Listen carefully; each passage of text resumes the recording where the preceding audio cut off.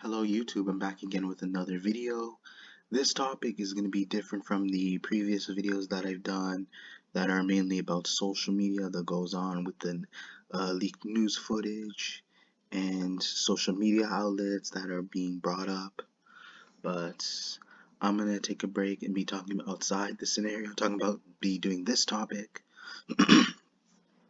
I know judging from the photo it looks off and it's not what you're thinking. So it's mainly me to share my opinion and for you guys to hear me out. So I'm going to be talking about why writers decide to over-sexualize young anime characters, especially mainly female characters. To be honest, a lot of the anime are not usually, but a lot of the times are mostly meant for young males because a lot of the young males tend to be very ecstatic. They tend to be very hyper when it comes to anime. Usually, a lot of the males want to see attractive female characters at the same time so that they can be able to do whatever they can to get some gratification. But at the same time, the reason why these writers also make these type of characters also is to gain more ratings. It's to also be able to catch people's interest because anime characters, they evolve so much to the point now people want to be able to cosplay into these characters, especially females in real life. And not only that, they decide to do dirty videos of these characters and dirty photo shoots, if you guys know what I mean. But again, why I think the reason why I want to bring this up too, the reason I think this is important because you also when you do it's also the research too. When you're very curious about these characters, how old they are, considering they look older than they actually are, some people get very curious and they're eager to check these girls. They're very eager to check the ages of these girls, and then only to find that they're like 14, 15, 16, 17. it, like, although yeah, the character is fictional, it just feels weird, especially if you're a lot older and you love anime. It makes you realize that like you should feel you feel ashamed now, but at the same time you know it's not real. These characters are don't exist, but at the same time you should not. It's so that you don't have like these second thoughts and how you try to approach females in real life. Especially nowadays, you have to be careful when it comes to age groups. You have to be sure they are a certain age. You have to confirm that they're mature enough. Although considering these characters do look mature, clearly they are not at that age yet. They're still in their childhood. But I feel like the reason why, let me explain why how they over sexualize these young female characters. Before I even get to them, I'm pretty sure like we all know how they over sexualize these young male characters, but the female characters, let me explain how they design these characters. A lot of the times they make them wear like these high mini skirts. They'll have them show a lot of cleavage. They have like these tight bras, and I know those sound dirty, but like I'm being honest, like based on my perspective when I watch anime, when they try to go far with these characters and make them look attractive, because like again, a lot of these writers are mainly doing it for the ratings. They know it appeals to older men because the majority of people who love anime are mainly males. So that's why they feel it's important to try to make these female characters look as attractive as possible. But also one thing I do, to be honest, when it comes to an anime female character, it's not just the person. I'm not in it just simply for the looks. They have to have some type of value outside the looks. Like what do they specialize in? Like what are their skill traits? Whether it's fighting, doing research, like for example, Bulma, even when she's younger and she gets older, although she tends to dress as look seductive, but at the same time she's a genius. She's an inventor. She created the Dragon Ball radar. She helped Goku out on his adventure. So she was very useful. Even though at times she's a damsel in distress, but she was very useful. She showed what value she has for the Dragon Ball, for the Z Warriors, for the team. She you realize even though she can't fight, but she's able to provide and help the team as much as possible considering how smart she is. She's definitely not lacking in the brains department. Although for her looks, yeah, we can say she's good looking, but then you realize the older she got, people all of a sudden they kind of forgot how they think she's not as attractive because, yeah, because with a lot of these anime characters, you'll notice, especially with females, they it depends. Like you can make them look young, but you guys gotta hear this though. When women get older, they find them less attractive. When they reach a certain age, if they're like in their late 40s, 50s, then they don't find them attractive. At that point, when Bulma was reaching her 40s, 50s, they made her look younger in the show.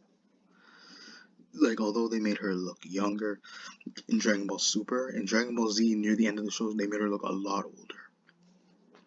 So that kind of threw off a lot of the viewers, and although they liked Bulma as to who she is, but at the same time she was losing her looks in the department. Her looks were becoming irrelevant now because of how much she's aged, because they're making her look seem like she's more of an elder than any attractive model, rather compared to how she was when she was younger, because she looked more active. She was a very good supporting character.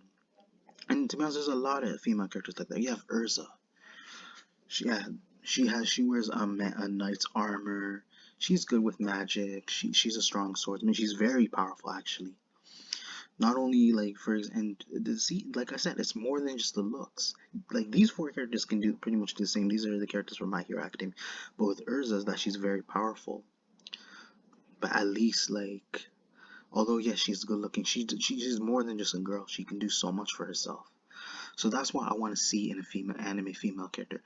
I want them to do more than just be attractive, because it makes their character and their personality look that much boring. They're not as interesting.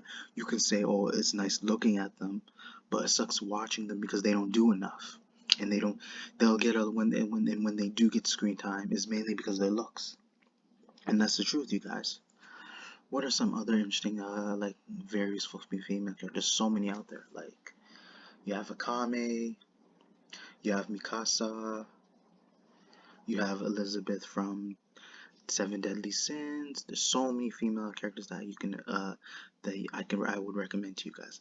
These four, at least these girls are how young these girls are. At least they like I said, they're able to provide for the team in My Hero Academia. So they're not useless.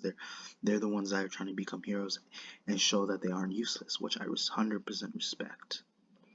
But that's what I want to see in a female character, especially while watching anime. Because I can guarantee you there's a lot of useful female characters out there. You have Nami from One Piece. Like even like I said, you don't have to entirely be a fighter, but she helped save like her own Nakama's lives countless times while they're riding on the ship, while they're riding on the Thousand Sunny or the Mary. You know, if you guys know what I mean.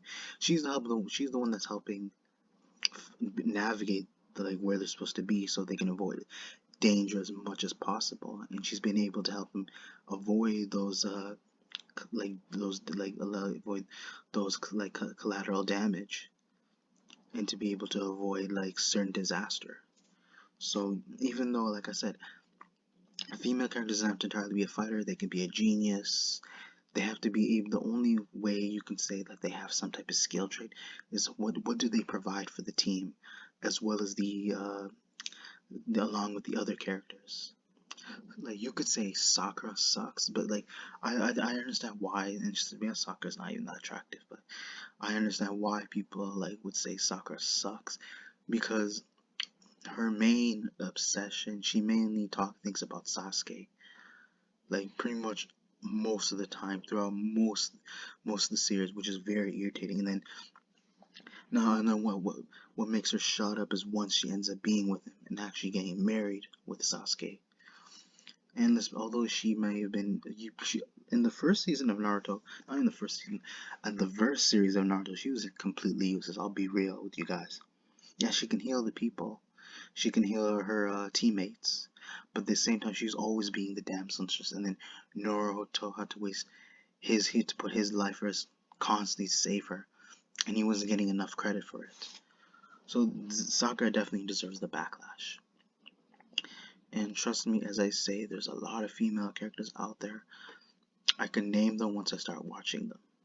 But like I said, a lot of these main characters, these female characters, they should not have to. They like I said, this thing. I can't really judge, but as long as it does not influence these younger females, these teenagers who have to dress a certain way or try to make them look provocative. Like I said, either way, these are still just fictional characters from an anime. You should not be too worried. But I think the only main issues you have to worry is that kids who are influenced who want to look a certain way based on possibly these could be their favorite characters, or they see them in their position, they look at them as posing as that character, or they want to become the character. And I don't blame the kid. Let me explain why. Because I don't think they I don't think they worship the character. I think they idolize him to the point that they want to look just as cool, or they want to look just as interesting as they are based on their design. And let's be real, it's very difficult to look a certain way, because the only possible way you can do that, you got to put your efforts into cosplay, you got to focus on that. Or if people are that desperate, they'll even take the opportunity to go get surgery, which is tons of money and definitely not worth it. I want to also bring up a guy, because like I remember he spent like more than 10K just to look like a Final Fantasy character. I think he's from the Philippines. He tried to look like Squall and absolutely failed. He looked like a Final Fantasy reject. And although it may seem like that was because he idolizes a certain character. Although Squall's not entirely an anime character, he's a game character. I simply think he did it because he wants to look good for him. He wants to look attractive.